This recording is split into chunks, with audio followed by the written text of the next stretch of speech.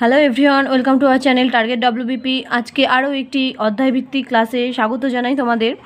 আজকে থাকছে ইতিহাস থেকে প্রত্যেকটি প্রিভিয়াস ইয়ার কোয়েশ্চেন, এবং এই কোয়েশ্চেনগুলি তোমরা সলভ করলে বুঝতে পারবে যে তোমাদের এবছরের কোয়েশ্চেন প্যাটার্ন কীরকম হতে চলেছে। তোমরা এর থেকে অনেকটাই পরীক্ষার আইডিয়া পাবে।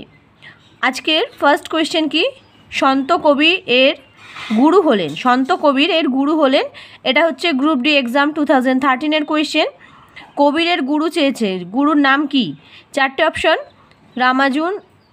রামানুজ, রামানন্দ, শঙ্করাচার্য এবং চৈতন্য। এখানে অ্যান্সার হয়ে যাবে রামানন্দ। কবিরের গুরু কে ছিলেন? রামানন্দ। এটাও ভীষণ একটা ইম্পর্টেন্ট কোয়েশ্চেন, এটা যদিও গ্রুপ ডি এক্সাম 2013-এর কোয়েশ্চেন। চলে যাব নেক্সট কোয়েশ্চেনে। নেক্সট কোয়েশ্চেন নাম্বার 2, কার শাসনকালে সাঁচি স্তূপ নির্মিত হয়? আশা করি অ্যান্সারটা সবাই জানো। যারা অ্যান্সার জানো অবশ্যই কমেন্টে জানাতে পারো। প্রতিদিনের মতো আবারও বলবো, তবে তোমরা বুঝতে পারবে তোমরা পরীক্ষার জন্য কতদূর প্রিপেয়ার্ড। কার শাসনকালে সাঁচি স্তূপ নির্মিত হয়? এটাও গ্রুপ ডি 2013-এর কোয়েশ্চেন। এখানে বেশিরভাগই থাকবে গ্রুপ ডি এবং অ্যাসিস্ট্যান্ট লোকো পাইলট 13-এর কোয়েশ্চেন আজকের সেটটিতে বেশিরভাগই থাকবে। সুতরাং প্রত্যেকটা কোয়েশ্চেন কোন এক্সামের বলছি না, প্রত্যেকটা কোয়েশ্চেনের নিচে লেখা থাকবে কার শাসনকালে সাঁচি স্তূপ নির্মিত হয়। চারটে option, option A Ashoka, option B Harshavardhana, option C Kanishka এবং অপশন ডি সমুদ্রগুপ্ত। সাঁচি স্তূপ নির্মিত হয় অশোকের শাসনকালে, অপশন এ হয়ে যাবে রাইট আনসার। চলে যাব নেক্সট কোয়েশ্চেনে। নেক্সট কোয়েশ্চেন নাম্বার 3, কে বল্লভভাই প্যাটেলকে সর্দার আখ্যা দেন? দেখো, এই ধরনের কোয়েশ্চেনগুলো কিন্তু আমাদের জানা, কিন্তু অনেক সময় জানা কোয়েশ্চেনই আমাদের ভুল হয়ে যায়। সেক্ষেত্রে আমরা মনে করতে পারি না যে সঠিক আনসার কী, কনফিউজ হয়ে অন্য অ্যান্সার করে আসলেই নেগেটিভ। কে বল্লভভাই প্যাটেলকে সর্দার আখ্যা দেন? চারটে option, option A Jawaharlal Nehru, option B Mahatma Gandhi, option C Maulana Azad এবং অপশন ডি সরোজিনী নাইডু। বল্লভভাই প্যাটেলকে সর্দার আখ্যা দিয়েছিলেন মহাত্মা গান্ধী। অপশন বি হয়ে যাবে রাইট আনসার। অপশন বি হয়ে যাবে right answer. Next question number 4, নিম্নলিখিত কোন জোড়াটি ভুল? এটাও কিন্তু গ্রুপ ডি এক্সাম 2013-এর কোয়েশ্চেন। কোন জোড়াটি ভুল? নিজামশাহী আহমেদনগর, আদিলশাহী বিজাপুর, বারিদশাহী বেরার এবং কুতুবশাহী গোলকোন্ডা। এখানে যে প্রত্যেকটা জায়গার নাম বলেছে এগুলোর সঙ্গে প্রত্যেকটার সঙ্গেই প্রত্যেকটা সম্পর্ক আছে, কিন্তু শুধুমাত্র অপশান সি হবে ভুল। বারিদশাহী কখনোই বেরারে অবস্থিত নয়। অপশান সি হয়ে যাবে রাইট আনসার। চলে যাব নেক্সট কোয়েশ্চেনে। নেক্সট কোয়েশ্চেন নাম্বার 5, নিম্নলিখিত কোনটি কুরু মহাজনপদের রাজধানী? নিম্নলিখিত কোনটি কুরু মহাজনপদের রাজধানী? তোমাদের এই হিস্ট্রিতে প্রত্যেকটা যে মহাজনপদ ছিল, ষোড়শ মহাজনপদ এবং তাদের যে রাজধানী, এগুলো কিন্তু ভীষণ ভালোভাবে পড়তে হবে, কারণ আজকে এই কোয়েশ্চেনটা অ্যাসিস্ট্যান্ট লোকো পাইলট 13-এর কোয়েশ্চেন। এখানে কুরুর রাজধানী চেয়েছে, এখানে দেখা যেতে পারে যে পরের পরীক্ষায় অন্য কোনো মহাজনপদের রাজধানী আসলো, সেক্ষেত্রে তোমাদের এইটা পুরো থরলি পড়তে হবে। কুরু মহাজনপদের রাজধানী কি? চারটে option, option A Mathura, option B Indraprastha, option C Videha এবং অপশান ডি মিথিলা। এখানে অ্যান্সার হয়ে যাবে অপশান বি ইন্দ্রপ্রস্থ। আমি আরেকটা SW দিচ্ছি, এই ইন্দ্রপ্রস্থের বর্তমান নাম কি, বা বর্তমানে কোন রাজ্যের প্রাচীন নাম ছিল ইন্দ্রপ্রস্থ, বা ইন্দ্রপ্রস্থ এখনকার কোন জায়গার বর্তমান প্রাচীন নাম, ইন্দ্রপ্রস্থ কোন জায়গার প্রাচীন নাম, এটা তোমাদের SW থাকবে, তোমরা কমেন্টে জানাবে। চলে যাব নেক্সট কোয়েশ্চেনে। নেক্সট কোয়েশ্চেন নাম্বার 6, কে পাটলিপুত্র নগরের প্রতিষ্ঠাতা? কে পাটলিপুত্র নগরের প্রতিষ্ঠাতা? চারটে অপশান, উদয়ন, অশোক, বিম্বিসার এবং মহাজনপদ। উদয়ন, অশোক, বিম্বিসার এবং মহাপদ্মনন্দ। এখানে কে পাটলিপুত্র নগরের প্রতিষ্ঠাতা? অপশান এ হয়ে যাবে রাইট আনসার, উদয়ন পাটলিপুত্র নগরের প্রতিষ্ঠাতা। চলে যাব নেক্সট কোয়েশ্চেনে। Next question number 7, Ghadar party কোথায় এবং কবে প্রতিষ্ঠিত হয়? গদর পার্টি কোথায় এবং কবে প্রতিষ্ঠিত হয়? এটাও অ্যাসিস্ট্যান্ট লোকো পাইলট 2013-এর কোয়েশ্চেন। এখানে কিন্তু কোথায় এবং কবে দুটোই চেয়েছে।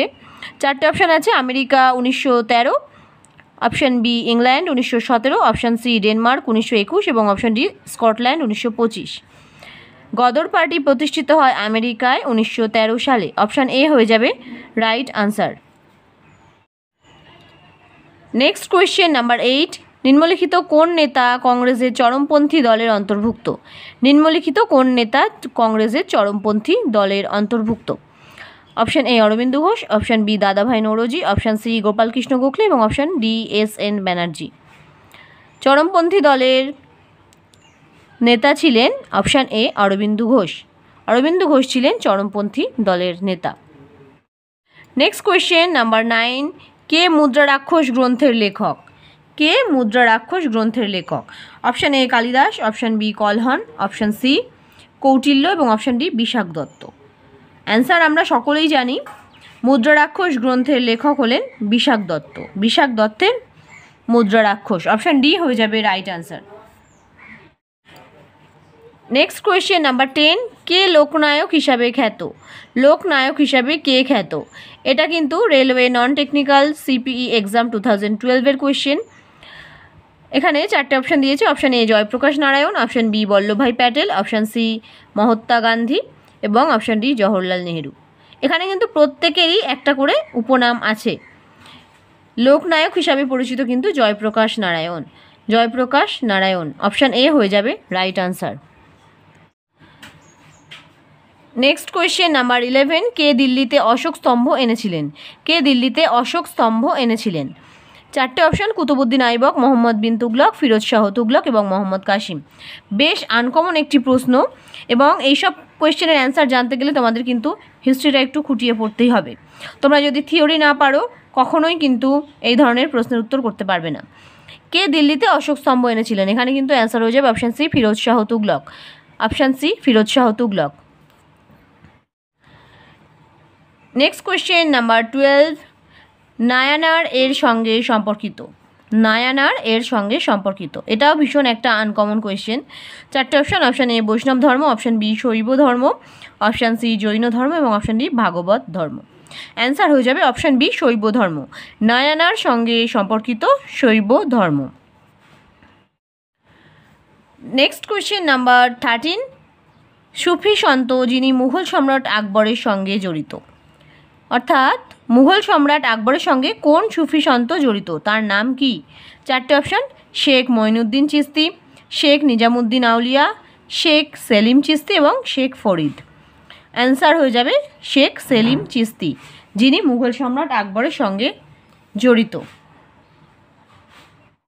নেক্সট কোয়েশ্চেন নাম্বার 14, কে দেওয়ানি খয়রাত নামে আলাদা বিভাগ চালু করেছিলেন? কে দেওয়ানি খয়রাত নামে আলাদা বিভাগ চালু করেছিলেন?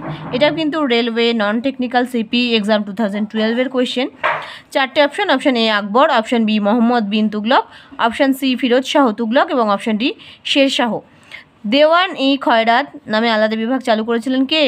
ফিরোজ শাহ তুগলক। অপশান সি হয়ে যাবে রাইট আনসার। আচ্ছা, নেক্সট কোয়েশ্চেন দেখো, নাম্বার 15, নিম্নলিখিত কি বলেছে? নিম্নলিখিত ঐতিহাসিক পর্যটকদের ভারতে আগমন কাল অনুযায়ী সাজাতে বলেছে। মানে প্রথম থেকে কে আগে এসেছিল, তারপরে কারা এসেছে পর্যটকেরা, এবং শেষে কে এসেছে। এখানে 3টে নাম দিয়েছে, টমাস রো, ফাহিয়েন এবং হিউয়েন সাং। আচ্ছা, এটা কিন্তু আমাদের আগে জানতে হবে যে এখানে প্রথমে এসেছিলেন কে? প্রথমে ভারতে পর্যটক হিসাবে আসেন ফাহিয়েন।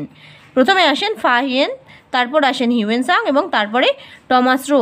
তাহলে অ্যান্সার কোনটা হয়ে যাবে? Option A 2, 3, 1। অপশান এ হয়ে যাবে right answer. Next question number 16, অশোকের শিলালেখ কোন লিপিতে লেখা হয়েছিল? অশোকের শিলালেখ কোন লিপিতে লেখা হয়েছিল? 4টে অপশান, দেবনাগরী, ব্রাহ্মী, গুরুমুখী এবং হায়ারোগ্লিফিক। অবশ্যই ব্রাহ্মী লিপিতে অশোকের শিলালেখগুলি লেখা হয়েছিল, ব্রাহ্মী লিপিতে। অপশান বি হয়ে যাবে right answer. Next question number 17, Kannauj যুদ্ধের সময়কাল। কনৌজের যুদ্ধ কত সালে হয়েছিল? অপশান এ 1525, অপশান বি 1600 খ্রিস্টাব্দ, অপশান সি 1540 এবং অপশান ডি 1610। এখানে কিন্তু অ্যান্সার হয়ে যাবে অপশান সি 1540। কনৌজের যুদ্ধের সময়কাল হলো 1540। এটাও গ্রুপ ডি এক্সাম 2012-এর কোয়েশ্চেন। নেক্সট কোয়েশ্চেন নাম্বার 18, প্রথম ভারতীয় শাসক যিনি রাজস্ব ব্যয় করে হজ যাত্রার আয়োজন করেন, তিনি কে ছিলেন? প্রথম ভারতীয় শাসক যিনি রাজস্ব ব্যয় করে হজ যাত্রার আয়োজন করেন। Option A Akbar, option B Firoz Shah Tughlaq, option C Alauddin Khalji এবং অপশান ডি ঔরঙ্গজেব। অ্যান্সার কিন্তু হয়ে যাবে অপশান বি ফিরোজ শাহ তুগলক, যিনি রাজস্ব ব্যয় করে হজ যাত্রার আয়োজন করেন।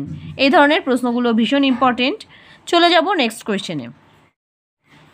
নেক্সট কোয়েশ্চেন নাম্বার 19, মধ্যযুগীয় ভারতে স্থায়ী পেশাভিত্তিক সৈন্য ব্যবস্থার প্রচলন করেন। অর্থাৎ মধ্যযুগে কোন শাসকের শাসনকাল থেকে পেশাভিত্তিক সৈন্য ব্যবস্থা অর্থাৎ সৈনিক একটা বৃত্তি হিসাবে প্রকাশিত হয়। চারটে option, option A Alauddin Khalji, option B Balban, option C Firoz Shah Tughlaq এবং অপশান ডি ইলতুৎমিশ। কার আমল থেকে হয়? আলাউদ্দিন খলজির আমল থেকে স্থায়ী পেশাভিত্তিক সৈন্য ব্যবস্থা প্রচলন করেন। নেক্সট কোয়েশ্চেন নাম্বার 20 এবং এই সেটের শেষ কোয়েশ্চেন, কিসের দ্বারা প্রাক বৈদিক যুগ সম্পর্কে জানা যায়? প্রাক বৈদিক যুগ সম্পর্কে কি থেকে আমরা জানতে পারি? এটাও গ্রুপ ডি এক্সাম 2012-এর কোয়েশ্চেন। অপশান এ প্রত্নতাত্ত্বিক খনন, option B Rigveda, option C Jataka কথা এবং অপশান ডি সমসাময়িক সংস্কৃতি। এখানে কিন্তু আমরা প্রাক বৈদিক যুগের কথা অর্থাৎ বৈদিক যুগের যে আগের সভ্যতা সেই সম্পর্কে জানতে পারি প্রত্নতাত্ত্বিক খনন থেকে। অপশান এ হয়ে যাবে রাইট আনসার। শেষ হলো আমাদের এই ইতিহাস থেকে বাছাই করা অধ্যায়ভিত্তিক ক্লাসের প্রিভিয়াস ইয়ার কোয়েশ্চেন সমৃদ্ধ সেটটি। ভিডিওটি ভালো লাগলে অবশ্যই লাইক করে বন্ধুদের সঙ্গে শেয়ার করতে ভুলবে না। আমরা প্রতিদিন দুপুর 3টায় ম্যাথ, রিজনিং এবং জিকের ক্লাস অল্টারনেট করে দিয়ে থাকি। এছাড়াও তোমরা যদি আরও প্রিভিয়াস ইয়ার কোয়েশ্চেন চাও সেটাও কমেন্টে জানাতে পারো, অথবা কী ধরনের ক্লাস চাইছো সেটাও অবশ্যই জানাতে পারো, আমরা প্রোভাইড করার চেষ্টা করব।